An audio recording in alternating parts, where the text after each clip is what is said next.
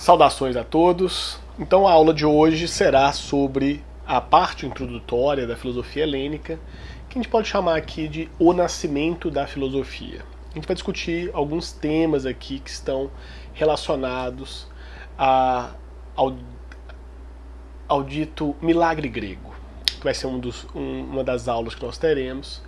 Primeiro, vou perpassar com vocês uma discussão aqui que é muito comum nas obras de história da filosofia e de história da filosofia do direito, sobre a chamada passagem do mitos para o logos, do pensamento mítico para o pensamento racional.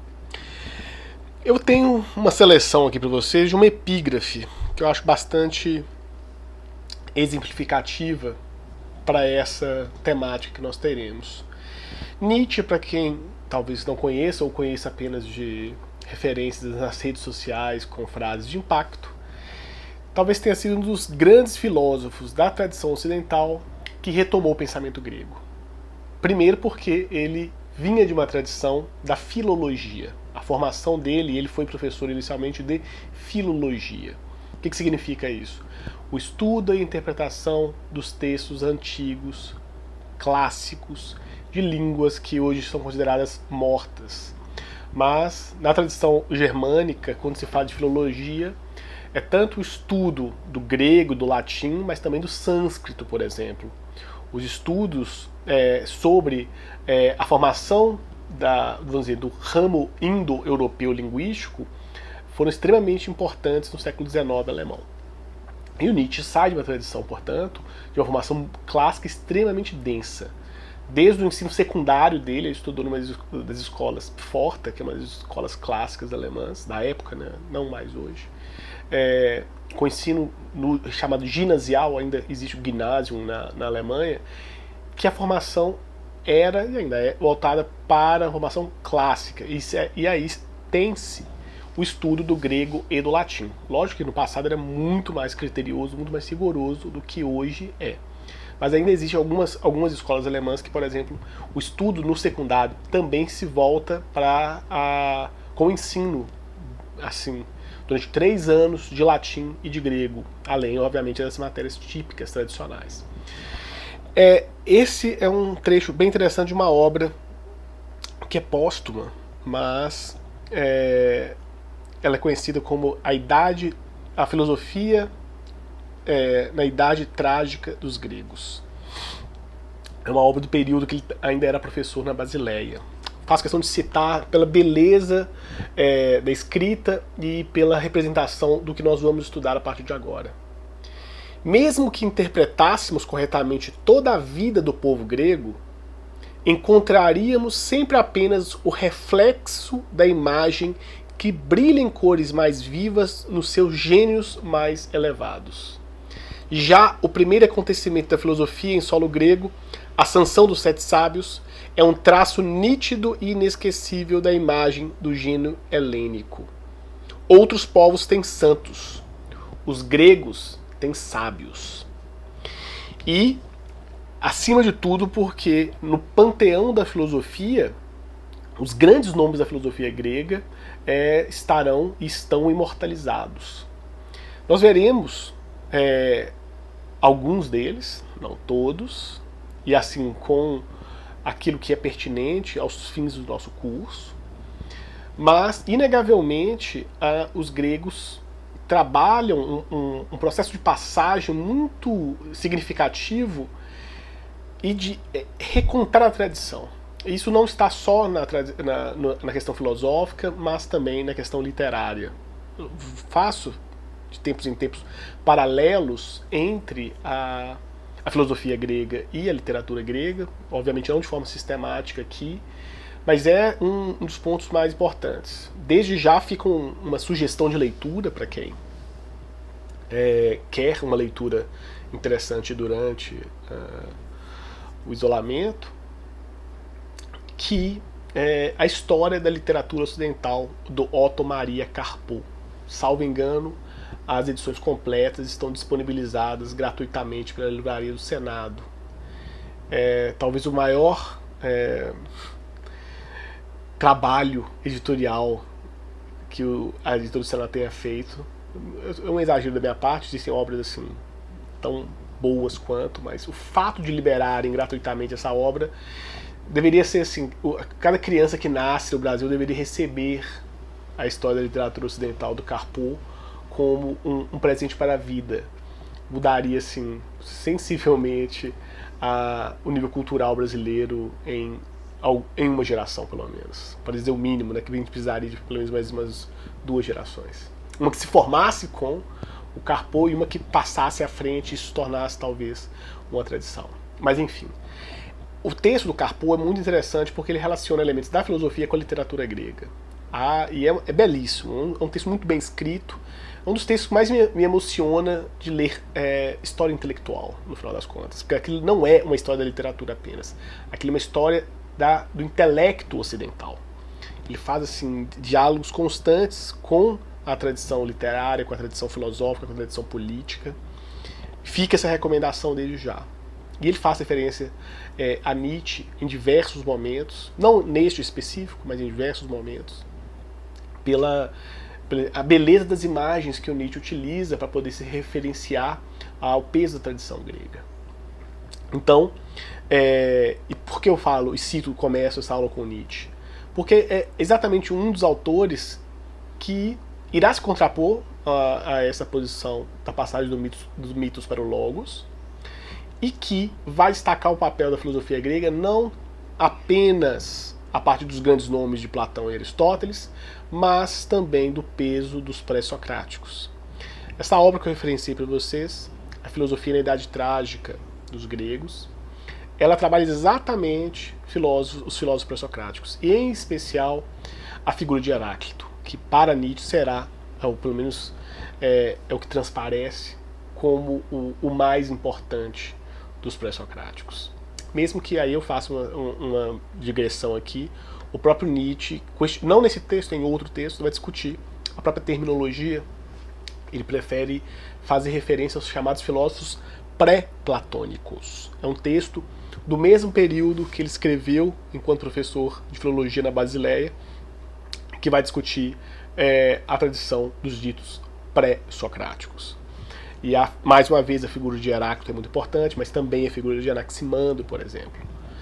São textos que a filosofia trágica está traduzindo em português e os filósofos pré-platônicos não.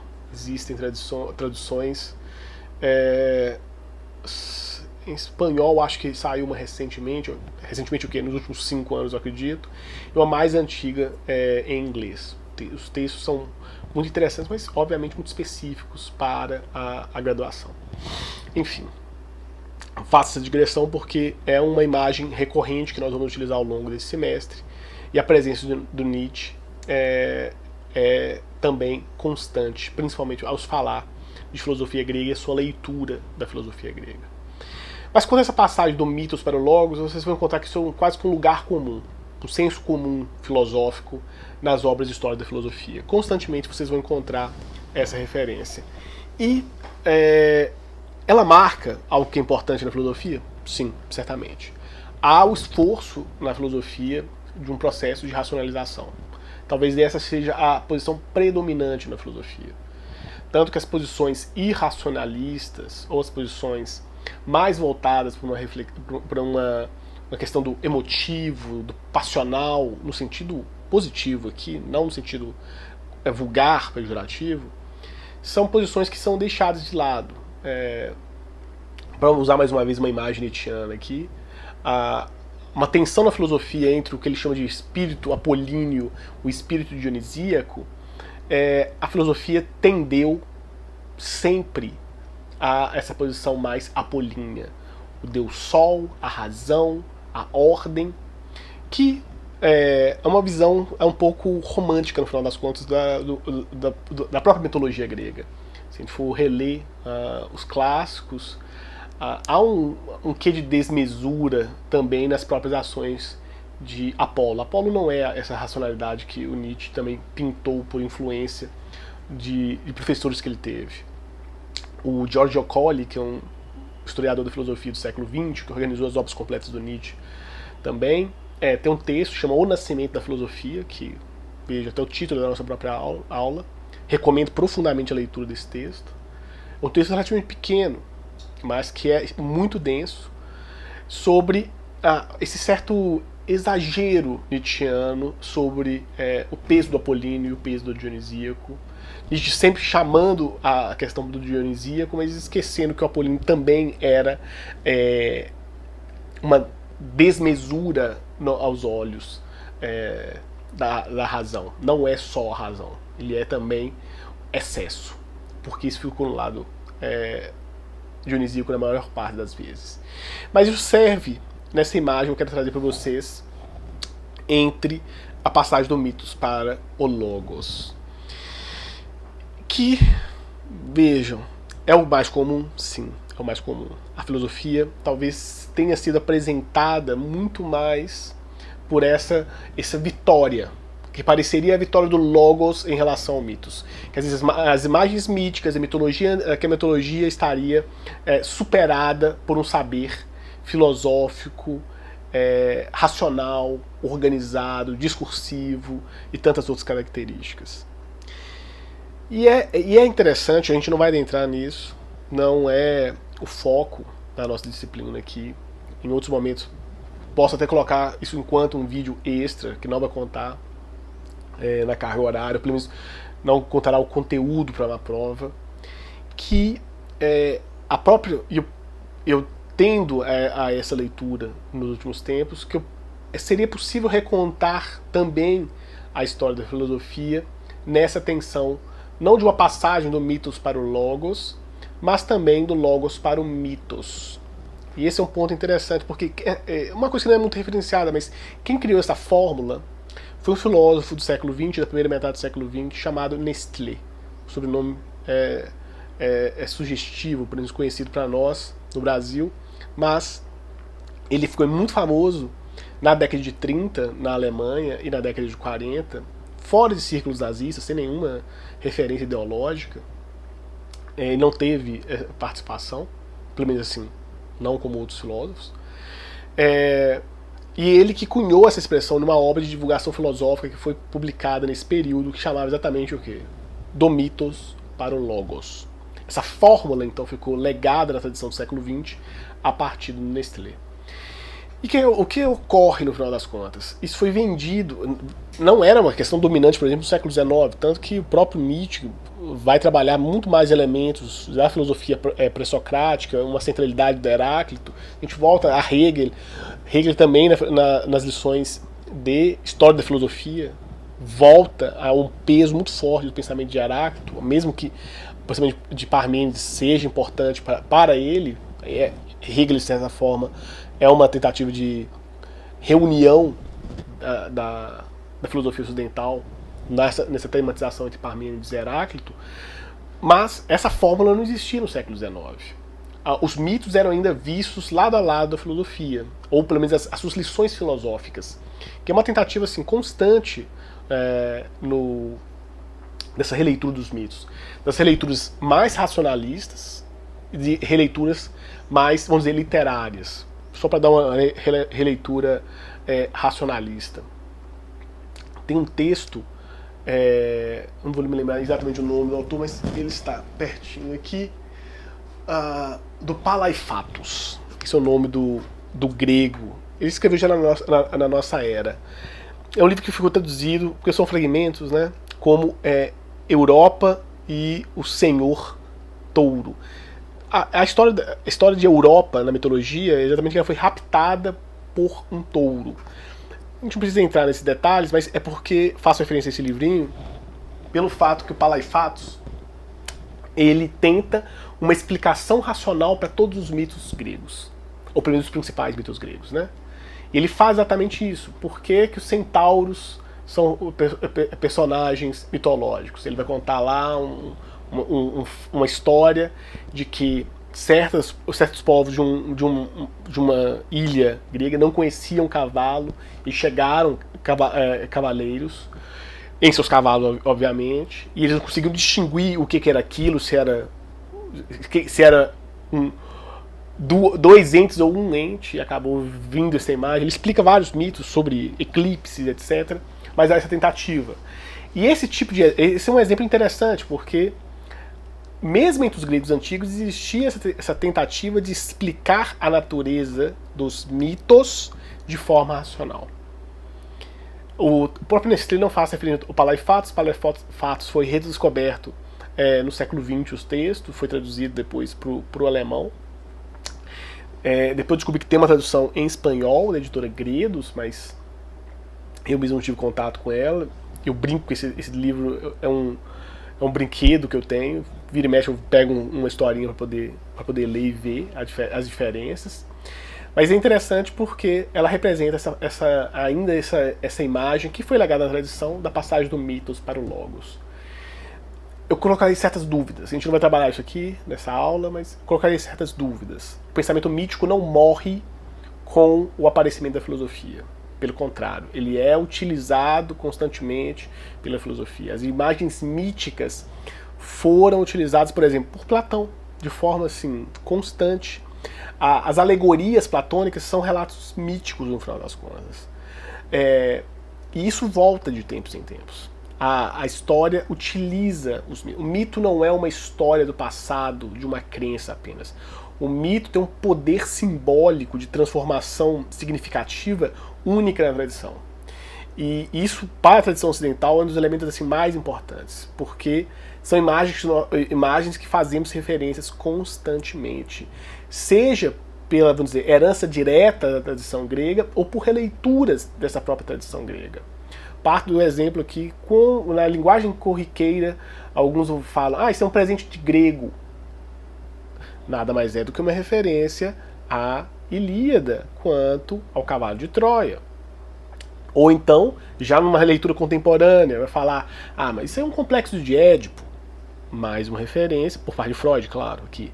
Mais uma referência, ou releitura que Freud faz, da mitologia grega, que, por exemplo, para a psicanálise é um grande manancial de simbolismo.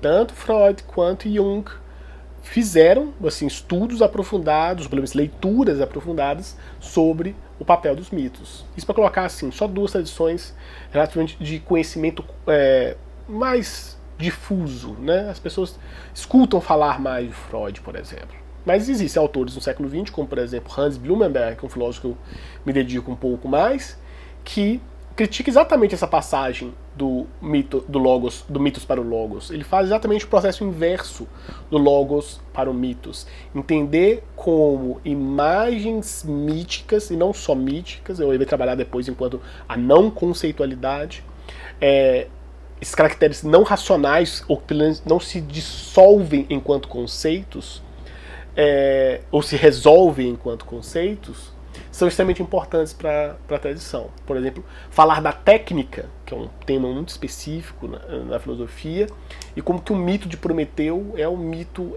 essencial para se pensar a técnica, a transformação da natureza pelo homem. Então tem um livro dele, trabalho sobre o mito, que é um livro assim, que eu ainda estou a ler, que trabalha exatamente só sobre o mito de Prometeu na tradição ocidental. É a história de um mito, né, que ele vai fazer. E exatamente tentando desmontar essa imagem que é passada dessa transição tão limpa entre o mitos e o logos. Isso para poder dizer para vocês que existem imagens míticas que são perenes, recorrentes, e que possuem uma ordem própria. Eu não diria uma lógica própria, para não ser tão excessivo, mas com uma ordem própria de pensamento. Porque nós temos uma importância em relação a isso. O próprio direito faz uso dessa referência mítica constantemente. Quem nunca viu uma referência num filme, ou numa obra, ou num livro, ou mesmo num tribunal, da deusa da justiça. E essa referência que nós vamos fazer uma discussão a partir da próxima aula, ok? Até breve.